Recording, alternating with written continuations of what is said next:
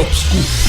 Tout est grâce, tout est grâce. Top Scoop consiste à découvrir et faire découvrir tout talent possible, mais aussi à analyser et débattre un sujet d'actualité ou tout autre fait social.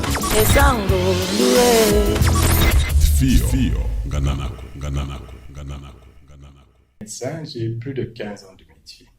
Voilà en bref ce que je suis. Merci beaucoup, Théo. Vraiment un parcours élogieux, mesdames et messieurs, comme vous pouvez l'entendre. Vous êtes en face d'un docteur professionnel. Docteur, la Chine est inquiétée par un virus nommé coronavirus. Hier, c'était virus d'Ebola, virus. Aujourd'hui, nous sommes en face d'un virus corona. C'est quoi finalement un virus, docteur? Bien, avant de parler du coronavirus, j'aimerais d'abord, avec votre permission, Théo, définir ce que c'est un virus. Oui. Et si vous le permettez, nous allons parler également de certains caractères qui font d'un virus un virus.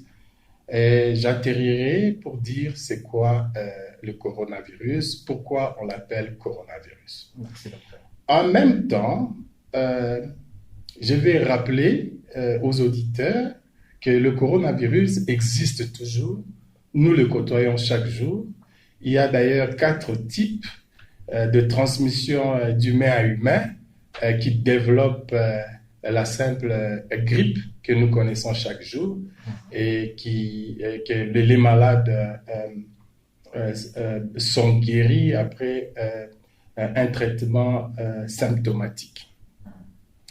Mais au-delà, il y a 3 autres coronavirus qui sont d'origine, je dirais, qui d'abord sont dans une zoonose, ça signifie les réservoirs est un réservoir animal, et nous avons connu 3 types d'épidémies, notamment la dernière et d'actualité qui est en cours, et ainsi que les 2 autres, j'en parlerai. Et enfin, pour terminer, je prendrai quelques dates importantes liées à des faits importants depuis décembre 8 2019 jusqu'à ce jour. D'accord, docteur. Nous allons commencer par la définition du virus. Alors, c'est quoi un virus?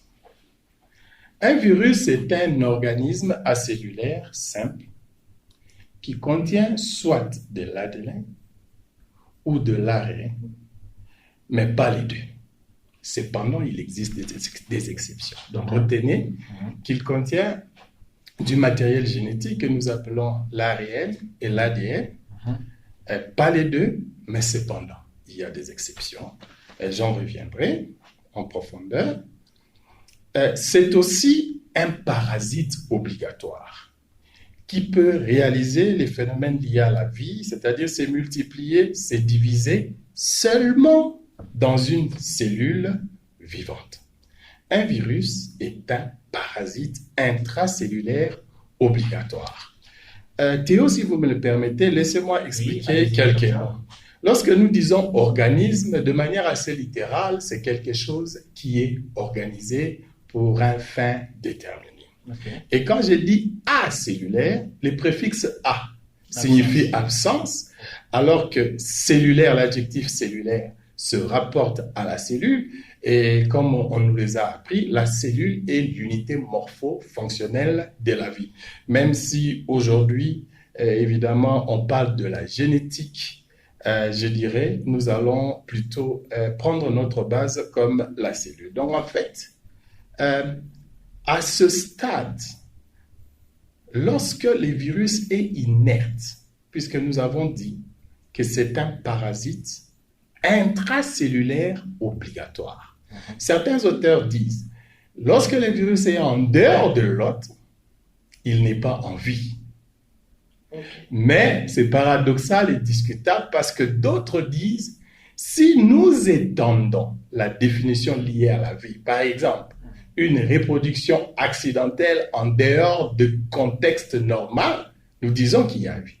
Donc, au stade inerte, les virus ne vivent pas. OK? Alors, qu'est-ce qui arrive? Les virus vont adhérer dans une cellule hôte. C'est alors qu'il va commencer à manifester les phénomènes liés à la vie. Bien, c'était pour dire que les virus est un parasite intracellulaire obligatoire. Je crois que les auditeurs nous ont